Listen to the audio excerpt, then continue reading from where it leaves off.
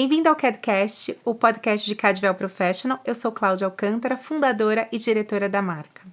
E eu sou Letícia Negri, head de comunicação dessa marca tão maravilhosa que está em mais de 80 países. E aqui no nosso podcast a gente fala muito sobre autoconfiança. E com a gente no episódio de hoje, Laine Valgas. Ei, tudo bem, meninas? Tudo bem com você aí do outro lado? A Laine é especialista em neurociência, psicologia positiva, inteligência emocional e, claro, especialista em como lidar com nós, seres humanos, né? Tão complexos, tão difíceis. E para começar nossa rodada de hoje, Laine, afinal, a gente é o que a gente pensa ou não? Na verdade, eu nem dei um oi pro pessoal de novo, né? Sejam muito bem-vindos, que coisa boa a gente tá aqui em mais um episódio falando dos nossos pensamentos. Nós não somos os nossos pensamentos, mas nós acabamos nos tornando os pensamentos que a gente mais nutre. Vocês têm ideia, meninas, de quantos pensamentos mais ou menos nós temos num único dia? Não faço ideia. Você comentou uma vez pra gente. Não vou guess, mas eu... Cerca de 9.000, se aprende bem contigo. 9.000 pensamentos por dia, é muita coisa acontecendo, porque apenas alguma porcentagem de tudo isso é captada pelo nosso racional, que é essa parte aqui da frente do cérebro. Mas o tempo inteiro o que eu tô falando tá te remetendo a alguma memória, tá fazendo você pensar, você tá vendo que atrás de você tem uma planta do lado, então tudo é pensamento. Agora, tem aqueles que ficam mais na nossa cabeça, eles são os pensamentos. O que a gente mais alimenta vão gerar sensações, vão fortalecer emoções e vão gerar comportamentos. Então, eu posso dizer que nós podemos ser resultado, sim, dos pensamentos que a gente mais alimenta. Uau! E a gente alimenta grande parte dos pensamentos com sentimentos negativos, com comparações, com eu nunca vou conseguir, isso é difícil para mim. É muito mais comum no ser humano pensar negativo do que positivo. Por que isso acontece, Laine? Bom, eu vou dizer que a culpa está no nosso cérebro, né? Na verdade, nós temos uma memória biológica dos nossos antepassados. Muita coisa no cérebro evoluiu, mas muita coisa é um copia e cola lá do nosso povo das cavernas, né? Naquela época, eles não tinham condições de ficar observando as árvores, a natureza, curtindo a vida, porque eles precisavam se preocupar se eles iam ser comidos ou não. Eles tinham que estar o tempo inteiro olhando se existia algum perigo ao redor ou não.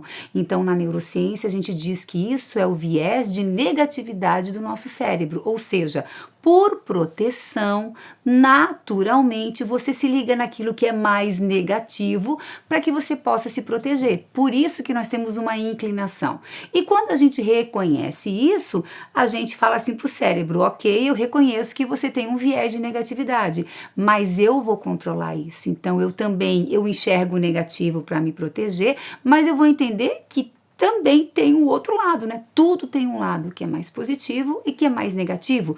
E tudo tem a sua função positiva na vida se a gente tiver esse olhar. Então, a gente consegue negociar com o cérebro em olhar tudo, não só o negativo. E como que a gente pode começar essa conversa? Porque é muito natural, como você acabou de mencionar, a gente ir mais pro lado negativo. Como que a gente pode parar de trazer pra gente um pensamento, puxa, às vezes de incapacidade, né? Eu não consigo, não dá certo, eu não fui bem, olha só, eu errei. Como que a gente pode, uma ferramenta para que a gente se dê conta de que isso está acontecendo com a gente e a gente conseguir migrar esse pensamento? Eu vou buscar lá a nossa primeira conversa quando eu falo do autoconhecimento e quando a gente conseguiu mostrar para o nosso espectador lá do outro lado que tudo que tem de pensamento nosso hoje, muito, tudo não, né? Muito vem de tudo que a gente gravou como sendo o nosso comportamento e como sendo a gente mesmo na infância. Deixa eu pegar aqui então uma mãe, né? E digamos aqui um filho. Né, o filho pequeno, para a gente ver o quanto o que nos disseram na nossa infância geram os nossos pensamentos limitantes hoje também, para a gente dar um exemplo, e até para chamar a atenção do pessoal de casa, meninas, sobre a responsabilidade que a gente tem com as crianças ao nosso redor, que nos veem como autoridade. Para elas nós somos os espelhos. Então temos aqui Joãozinho, e o Joãozinho, tadinho, ele come pouco, e ele tem bronquite. Aí a mamãe começa a dizer, ai, tadinho, o Joãozinho é tão fraquinho, meu filho, deixa que a mãe faz, deixa que a mãe cuida. E eu não sei qual é a nossa tendência, o porquê que acontece isso, mas a gente tem que contar pro vizinho, olha, tá vendo meu filho tão fraquinho? Então, o Joãozinho já vai tendo como primeira gravação, eu sou fraquinho, eu dependo da mamãe. Aí o Joãozinho cresce na escola, todo mundo ri dele, ele não faz nada, mas o que que ele recebeu da mãe lá no começo? Ah, eu sou tão fraquinho, eu preciso da minha mãe. O Joãozinho cresce, ele não consegue nem financeiramente se libertar da mãe. E o Joãozinho cresce mais ainda, e a mãe diz, o que que eu fiz? Eu te dei educação, como é que você ainda depende de mim com 50 anos? Mas lá tem uma criança que o Joãozinho não sabe, que está coordenando ela, que diz, calma, João, você é fraco, você depende das pessoas. E o Joãozinho ainda vai procurar uma esposa que seja mãe, porque lá na infância ele aprendeu que ele era fraquinho. Bom, o fato do Joãozinho pensar que ele é fraquinho tem uma raiz. Alguma coisa aconteceu, seja na infância, na adolescência, que marcou o inconsciente dessa pessoa e que se ele não tem a noção disso, de entender, não, minha mãe só estava querendo me proteger, minha mãe queria me dar cuidado, minha mãe entendeu que eu estava mais frágil naquele momento, então ela veio me ajudar. Sem querer, essa mãe não ajudou, mas se ele não toma consciência, ele vai ficar com 50, 60, sendo um homem que não consegue ser bem sucedido, porque o que ele pensa sobre ele teve uma raiz. Então a primeira coisa que eu trouxe o Joãozinho para isso, para a gente começar, quando os pensamentos começarem a vir, que a gente não seja vítima deles, né? Vou te perguntar, que pensamento?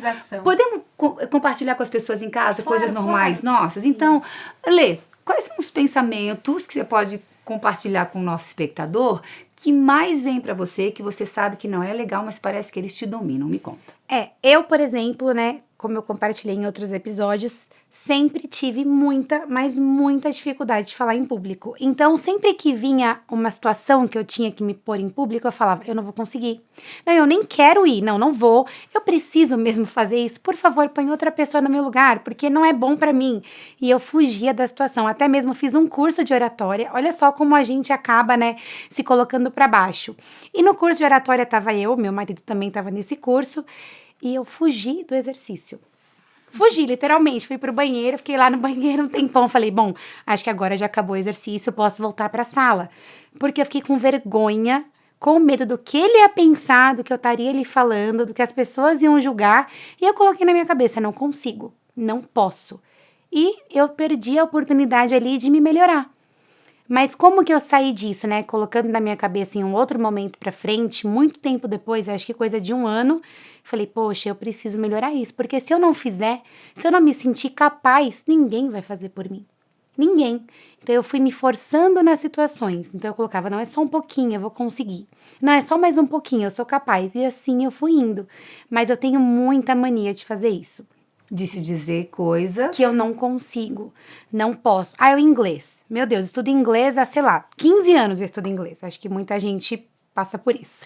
E eu fico, gente, mas não é possível que eu não consigo falar inglês, mas já faz 15 anos. O que acontece comigo? Mas eu acho que é muito disso. Você começa, aí você tem dificuldade e você estagna. Daí de repente, eu não sou psicóloga, mas como eu sou da área, posso trazer uma pontinha de explicação, porque no caso da Letícia, a Letícia se mostra uma pessoa que que busca o 100%, que é a nota 10, às vezes a gente precisa procurar quem é essa exigente, quem foi exigente com você, quem foi que exigiu. Às vezes tem um pai e uma mãe que são excelentes e você traz inconscientemente para ti, tipo assim, se eu não for excelente que nem minha mãe e meu pai não errar, eu nem vou. Como é que eu vou falar inglês se eu vou errar? Como é que eu vou me meter a falar se eu vou errar? E tô pegando a Letícia aqui, já quero saber de você também, para a gente entender que aquilo que a gente se fala tem um porquê e um poder na vida da gente. Porque o que você se fala repetidamente, lembra, cérebro, mente é treino. Se você se diz todos os dias, eu não consigo, eu não consigo, eu não consigo, é como se você imaginasse uma mata fechada dentro do cérebro, você pega uma enxada e você começa a abrir um clarão ali, uma trilha. Então, todo dia você passa lá e diz, eu não sei, eu não sei, eu não sei. Você criou um caminho neural, ou seja, um caminho que os neurônios vão. Então, é como se você criasse um mantra sem perceber. Uma vez uma moça me disse assim, Elaine, eu gostei de ver o teu conteúdo no Instagram, porque pelo menos me deu uma esperança, sabe, né? Eu tenho 65 anos e conseguir emprego aos 65 anos é impossível. Aí eu falei, bom, se a senhora está dizendo que é impossível, Ela quem já vai determinou. dizer? E ela está determinando. Aí ela assim, não, mas eu falo por falar. Eu falo, nunca é por falar.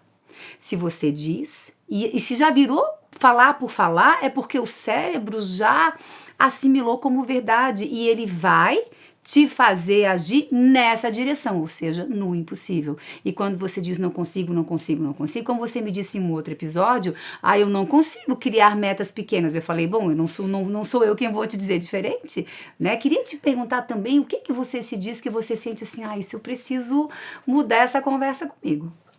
A minha conversa comigo é muito sobre os esportes. Quando eu era criança, eu era a última criança a ser colocada na escola, eu era café com leite, ficava sempre para trás. E aí algo que foi para mim sempre muito difícil, porque eu durante a vida toda não pratiquei esportes. E para mim o mais fácil é yoga, que eu tenho flexibilidade, então como isso não é uma dificuldade, eu vou porque é o meu palco, né? Eu acho que a gente teve algumas conversas em outros episódios do autoconhecimento, que a gente sempre precisa de um palco. Então eu sou flexível, eu tenho facilidade nos exercícios de yoga, consigo manter as posições, isso pra mim é fácil. Agora nos exercícios que eu preciso de coordenação motora, que eu preciso me desenvolver no cardio, que eu não tenho resistência, eu me travo. Então eu tenho vergonha, na verdade eu acho que a maior questão é o julgamento das pessoas, que isso é projeção da minha cabeça do que o outro tá pensando. É surreal, porque são as conversas, né, que a gente tem com a gente e que elas são irreais. Então isso me bloqueia, eu chego lá, em vez de eu conseguir dar um passo pra frente, eu dou um passo pra trás, porque ele me dá um comando, eu tô tão preocupada com o que ele vai pensar, que eu fico, nossa, tô errando, tô fazendo besteira, não tá dando certo, olha só, deu um chute pra lá, deu um chute pra cá, não vai dar certo, meu Deus do céu, tenho que fugir dessa aula. Eu vou revelar o que a Cláudia nos contou nos bastidores, me desculpa, mas claro, eu vou contar pra você, prepara essa. Ela tá fazendo, acho que aula de beach tênis com o professor, sim. E pra não fazer feio com o professor, ela queria buscar um outro professor para fazer bonito pro professor, é mais ou menos isso?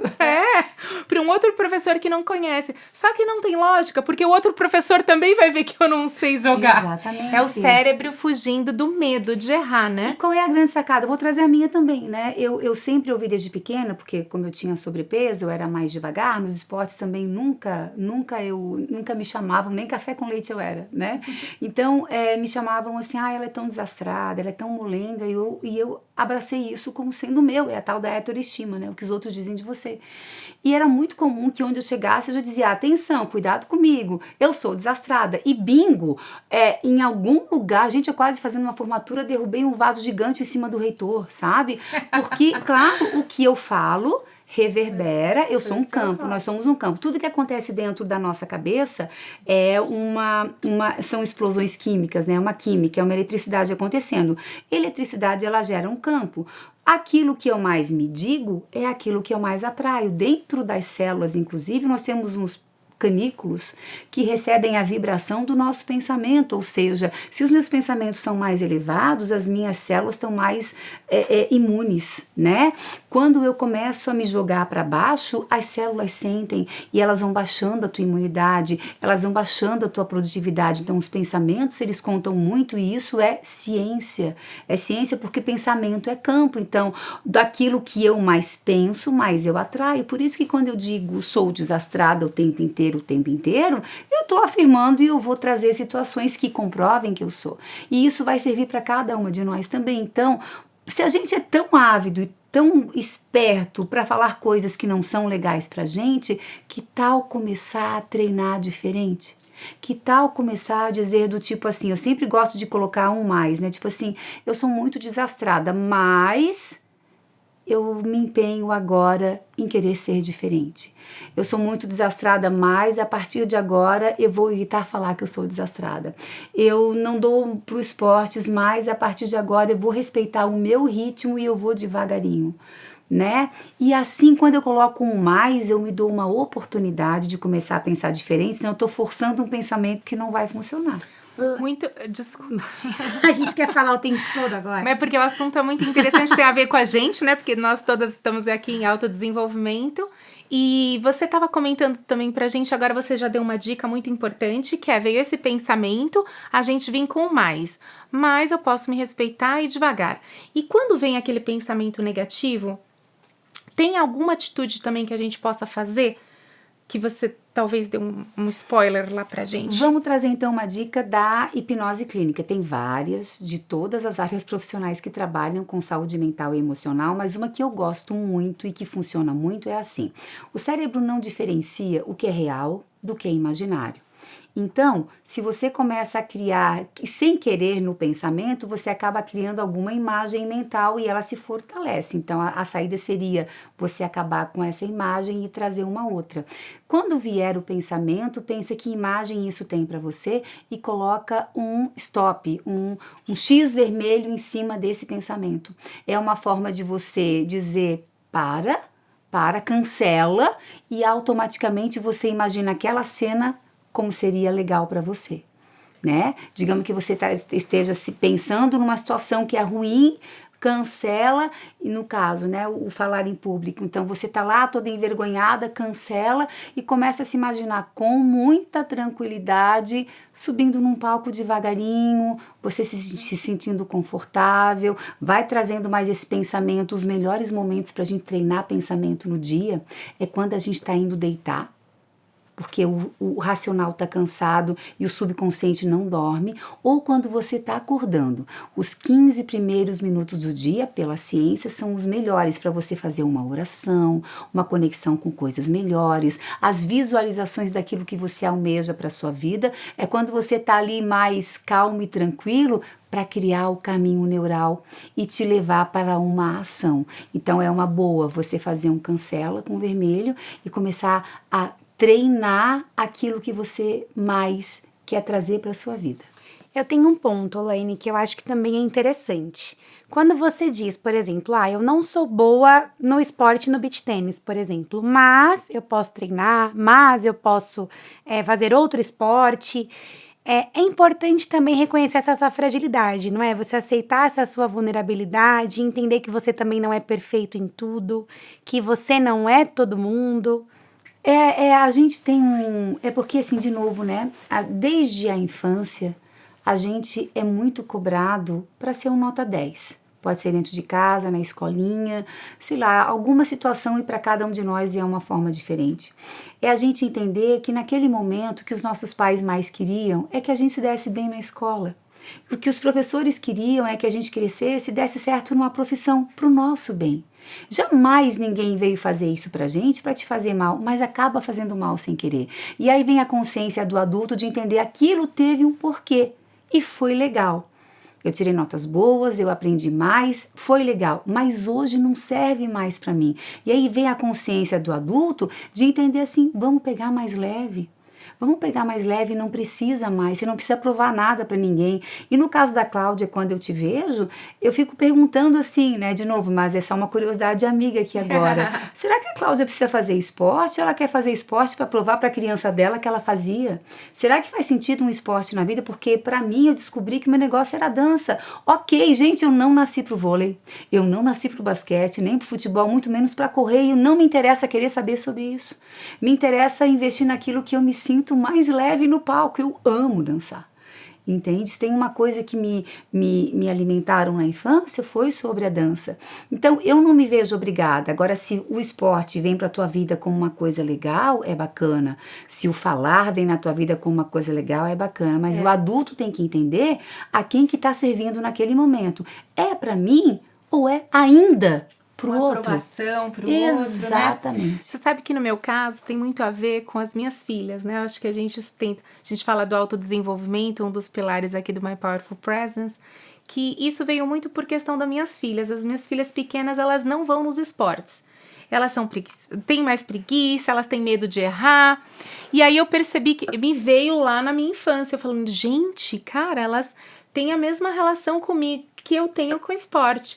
Então, eu me desafiar para ir para o esporte, esse autodesenvolvimento que eu coloquei para mim, foi para mostrar para elas que eu errava, que eu fazia errado, que não estava tudo bem, que eu ia uma aula e a outra ia passar vergonha, né? Não é o termo correto, tal, eu ainda estou aprendendo. Porque a gente sente, E né? a forma que eu ia me sentir não era que, uau, eu tô conseguindo, eu tô me desafiando e tá indo super bem. Não, eu ia errar, não ia fazer direito o exercício, mas eu ia superar, ia passar por isso e ia estar na outra aula de novo.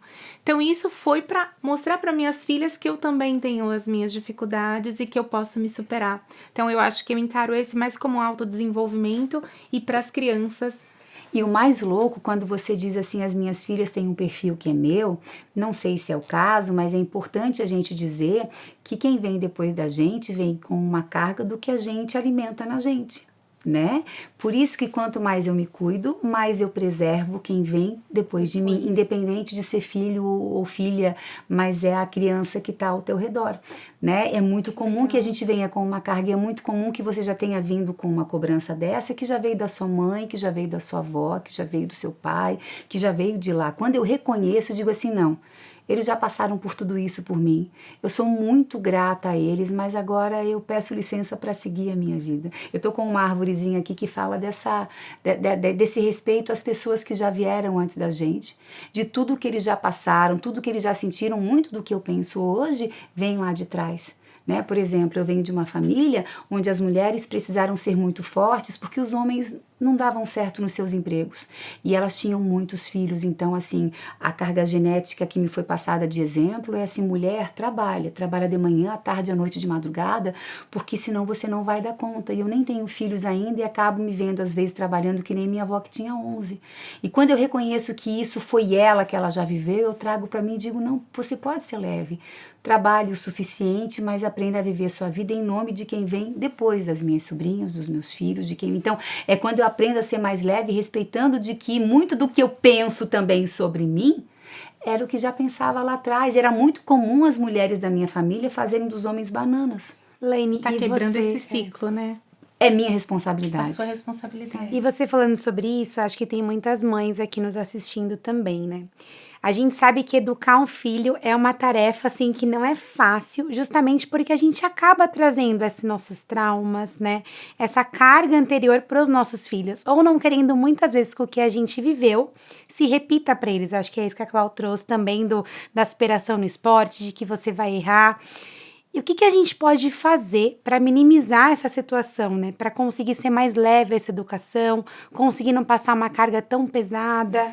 Assim, só 7% da nossa comunicação é o que a gente fala. Todo o resto é o quanto é. Quanto mais o teu filho e tua filha verem que você tá bem com você, é isso que ele vai copiar, do jeitinho dele.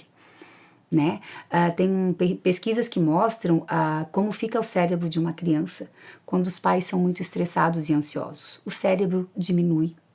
E quando o cérebro diminui, essa criança vai ter dificuldade de adaptação escolar, de aprender, de motivação, de criatividade. Então, o melhor presente que um pai e uma mãe podem dar para o filho não é querer ser perfeito, é querer estar bem consigo. Então, quanto mais os seus filhos verem que você é uma pessoa que se cuida, que se quer bem, que se faz carinho, que se trata bem, que respeita o momento de não estar 100% o tempo inteiro com eles, mas que quando está com eles, está, sabe? Aquela presença de qualidade. O filho, a criança é muito rápida para pegar. Ela sabe quando a mãe está fazendo um sacrifício por ele e ela se culpa por causa disso.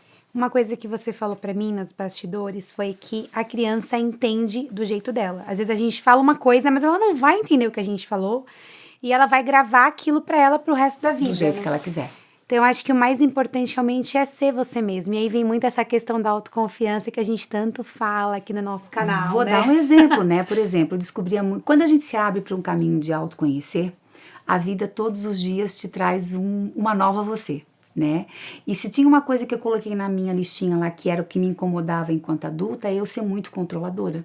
Então, assim, eu tinha que saber tudo o que está acontecendo e o que eu descobri. Quando eu era menor, né, eu tinha pavor de ver meus pais brigando. Quais são pais que não brigam, né? Mas eu ficava plantadinha na porta, esperando meu pai chegar, torcendo para não brigar, até que tudo tivesse em paz, jurando que era eu que ia dar conta, mas eu era pequenininha, né? Eu não entendia que um casal de vez em quando briga, né? Para mim, eu não gostava dos meus pais brigando, eu venho de uma educação religiosa, onde brigar era pecado, aquelas coisas lá de 50 anos atrás.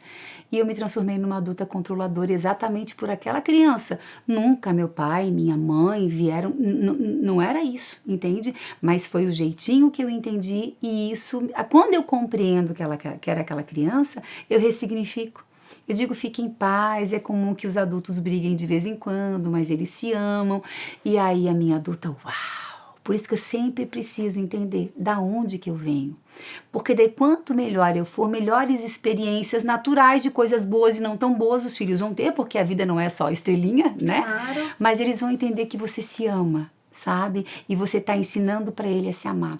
Eu sou muito grata à minha mãe, porque eu faço formaturas há 33 anos em Santa Catarina, né?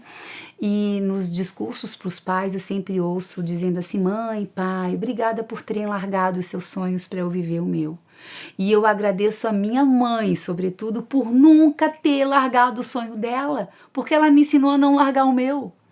Entende? Porque senão vem uma culpa interna, tipo assim, poxa, minha mãe podia ter sido mais feliz e não foi por causa de mim. Então você se sente um peso sem querer. Então quanto mais o teu filho te vê assim, fazendo coisas legais pra ti, sorrindo, saudável, produzindo os nossos hormônios da felicidade, que já falamos num outro episódio, mas ele vai te copiar. Eu até vi uma vez uma coisa que os filhos perguntam muito pros pais, né? Mas por que você tem que trabalhar? E qual que é a nossa resposta imediata? Porque a mamãe precisa ganhar dinheiro para pagar a sua escola, para comprar seus brinquedos. E não é por isso que eu trabalho porque eu gosto de trabalhar. Porque nossa criança vai crescer com a memória de que eu preciso trabalhar para ganhar dinheiro e não é porque eu gosto. E trabalho dá trabalho. Não é? Que trabalho dá trabalho. Então, quando ele vê que a mãe é inspiradora e que a mãe faz o que faz, transforma a vida, tem propósito, já é uma criança que vai crescer de olho no que eu vim fazer nesse mundo. Que é isso, né? Um pouco do que a gente veio fazer, o que a gente está trazendo aqui, experiência de vida, estudo, para quem sabe conversar com outras vidas, outras histórias tão lindas quanto as nossas, tão desafiadoras quanto as nossas, e as nossas histórias se conversam. E aí a gente se transforma junto, entende? Laine, e falando do campo energético que você sempre menciona, né? E essa conversa que a gente tem com a gente, os pensamentos negativos, o que a gente pode dizer para uma pessoa que está com a autoestima mais baixa, que não consegue sair daquele lugar, daqueles pensamentos negativos? O que ela pode fazer para ela conseguir sair disso? E que conversa que ela pode ter com ela, para ela, o primeiro passo que ela pode dar para ela ir em caminho desse autoconhecimento? Primeiro, a pior coisa que... tirar essas crenças limitantes. A pior coisa que a gente tem a dizer para uma pessoa que está nesse estado é dizer, vamos lá, levanta, que coisa boba, isso aí vai passar. Nunca diminua a dor de ninguém, porque só quem tem a dor sabe o quanto isso está sofrendo, né? Quando uma pessoa está mais para baixo, ela está mais depressiva, não é porque ela diz assim, olha, vem cá, eu quero ficar assim, não é, tem uma química horrorosa acontecendo dentro da cabeça dela, muitos dos hormônios do bem, eles estão zeradinhos e só do estresse é que estão atuando, então ela não consegue ter controle. Então o primeiro é você dizer assim, olha, eu imagino que deva ser muito difícil o que você está passando, né? Mas sei lá, você topa procurar um caminho? Primeiro caminho que a gente precisa tomar é a gente tomar cuidado com o que a gente se conecta. Existe uma coisa que é genética, que é o que eu trago, e a epigenética, que é o que eu absorvo, né? A epigenética é comprovada pela neurociência, que é o que mais transforma a tua vida. Você pode ser uma pessoa, por exemplo, que não bebe, mas se você começar a ficar todos os dias no meio de pessoa que todos os dias saem para fazer um happy hour, todos os dias, por uma questão interna de querer se incluir, você vai, vou lá e vou tomar um gole. E aí gerou uma dopamina. Aí você começa e vai. E daqui a pouco você se vê exatamente como aquele meio, porque o meio faz você incorporar, é a plasticidade cerebral. Ela se adapta aonde ela tá. Se você não tá legal, pelo amor de Deus, não vá ouvir música de fossa, filme de fossa e pessoas fofoqueiras que te colocam para baixo. Escolha melhor os lugares. Aí começa a pensar assim, ó, o que te deixa feliz? A pessoa pode responder, nesse momento nada. Aí você faz uma pergunta de coach, né? E se tivesse alguma coisa que te deixasse feliz? Seria ver um filme tal, sair com a pessoa tal, conversar. Então começa a conectar com pessoas de outra vibração que eu digo é que estão com outro campo, né? Eu tô trazendo isso para a ciência, lembra? O meu pensamento gera sentimento, gera estado, gera campo. Então, procure se conectar com pessoas que estão mais para cima.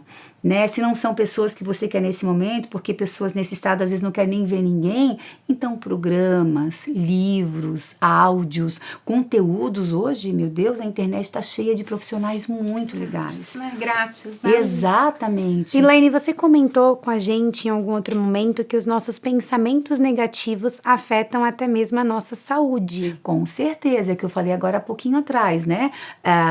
Tem uma autora americana chamada Louise Hay, que foi a pessoa que me ajudou a transformar a vida, né? A Louise, ela é a mãe de todas as pessoas que hoje trabalham com Mude Seu Pensamento, Mude Sua Vida, né? Tem um filme chamado Real, H-E-A-L, que tem os maiores pensadores dessa área, e esse filme, esse documentário é em homenagem a ela. A Louise Hay, ela teve um câncer terminal e ela ajudou o seu médico trabalhando a sua forma de pensar, né? Ela mostra pra gente que se já chegou no corpo, passou antes pela alma, passou antes pelas tuas emoções. E ela foi buscar onde estava a gênese do câncer que ela teve. Ela começou a trabalhar os pensamentos diariamente por 66 dias. Tem uma métrica, né? Que é para você retreinar o teu cérebro. Ela sugere exercícios no espelho, você se olhando nos olhos, falando coisas legais, esbanjando saúde. Eu apliquei isso na minha vida, né? Porque eu me achava, imagina, eu cresci me achando muito feia, que ninguém nunca ia olhar para mim, que por isso eu ia não ter o meu palquinho, era a rejeição. Eu comecei a fazer um exercício de me olhar e dizer obrigada por eu ser você, eu vou até me emocionar aqui, né? Porque você começa a ter uma relação de amor muito grande com você. E isso vai nutrindo as suas células. O contrário também desnutre as células, né? Tem receptores dentro das células que conversam direto com o teu pensamento. E o exercício de volta para si, ele é desafiador, mas quando a gente pega o jeito, a gente não quer largar mais. Hoje eu não consigo, eu tô me vendo refletida num vidro aqui, eu não preciso ser a mulher mais bonita que a Cláudia, que a Letícia, eu tô comigo, entende? E é uma beleza que eu entendo, e é uma beleza que vem de alma. Eu acho que a nossa grande missão com a gente é descobrir essa beleza de alma que todo mundo tem, a sua única. Então, sim, a forma com que a gente pensa muda. A Louise Hay curou um câncer terminal trabalhando seus pensamentos. Se ela se entregasse à vítima, não vai dar certo, é isso mesmo, eu vou morrer daqui a pouco, ela não teria curado um câncer tão grave. E ela virou uma referência. Para encerrar aqui um pouquinho, eu acho que talvez você tenha mais algum ponto, mas fiquei curiosa porque essa história que você está contando, você falou no episódio de autoconhecimento sobre o seu sobrepeso quando você era criança, e ficou muito marcado, e eu sei que muitas pessoas, muita gente tem problema com peso, né? Eu lembro que eu fiz uma pergunta para você nos bastidores, como que você fez para lidar com isso, de hoje você ser uma pessoa mais equilibrada com relação a isso? Gente, ajuda. Sabe, a gente às vezes querer fazer sozinho é muito mais difícil. E talvez a gente tenha sido muito ensinada a ter que dar conta de tudo sozinha, né? Mas assim, na dúvida, nem tenha dúvida, eu procurei ajuda, né? Eu ainda tive a sorte de, como jornalista e apresentadora de programa que trazia esses temas, é claro, né? Eu acabei trazendo o tema, eu ia me curando a cada entrevista que eu fazia. Então, trazia médicos, psicólogos, terapeutas. Eu me interessei por mim. Eu quis procurar e fui entender qual é a terapia que mais servia para a Elaine, né, que talvez não seja que sirva para você. Por isso nós temos um leque, né? Procurei profissionais que eu sabia que tinham resultado e fui buscando devagarinho. Hoje você pode dizer assim, mas eu nem tenho dinheiro. Cuidado com o que você se diz, porque é muito fácil cair na vítima. Se você hoje abre a internet, mesmo em Santa Catarina, por exemplo, nós temos muitos profissionais de universidade que prestam serviço psicológico de graça, online, para qualquer lugar do mundo. Então, quando você se interessa por você, você vai atrás de abrir esse caminho para você. Então, o que mais me fez me reencontrar foi a ajuda de profissional, de um psicólogo, de um terapeuta, e eu querer muito. E também esse livro que você comentou. Esse livro, porque assim, quando a gente se abre para querer se conhecer, a vida vem trazendo através de uma pessoa, de um livro. Esse livro caiu no meu colo. E ele dizia exatamente assim, aprendendo a gostar de si mesmo. Eu falei, gente, mas é o que eu tô querendo para mim. Como é que eu aprendo a gostar de mim? Um livro fininho, com exercícios bobos, contando a história da Luíse, que também teve que trabalhar o não gostar, né? Então, quando você passa a gostar de você, você faz mal para quem você gosta? Não. O problema é que a gente não aprendeu a se gostar. Por isso que a gente se faz mal. Quando eu aprendo a gostar de mim, eu só vou fazer coisas que sejam legais para mim. Você se respeitou. Me respeitei e aprendendo comecei se cuidar. a aprender. Tem um autocuidado. Autocuidado com muita paciência, porque eu sou tipo Letícia, assim, eu quero tudo para ontem. Então eu tive que aprender que uma coisa construída em anos, ela não se desfaz em dia. E eu aprendi a curtir o processo. Então hoje eu não estou tão preocupada com o peso da balança, nem tenho mais isso perto de mim, porque isso não faz bem para o cérebro. Balança perto de você não faz bem para você, ela te deprime, ok? É só uma sugestão minha, pra mim. Vamos refazer essa frase. Balança do lado da minha cama não me fez bem. Me deprime. Talvez isso converse com a sua realidade. Eu tenho uma referência de roupa. Quando eu vejo que tá um pouco mais, eu já sei o caminho que eu faço. Ok, e eu me retomo. Então hoje eu tenho um espaço na minha... Eu hoje aprendi o quanto a minha alimentação inflama ou nutre meus neurônios. Eu tô com 50 anos... Eu sei que eu quero chegar aos 100 e para isso eu tenho que cuidar do que entra por aqui. Mas eu abrir mão de um x-salada de vez em quando? Não. Porque se a minha alimentação é legal durante a semana, eu abro a minha cervejinha, eu abro o meu x-salada, mesmo porque o x-salada tem um valor emocional para mim. Quando eu era pequena, ir comer x-salada era sinal de que meus pais estavam de bem.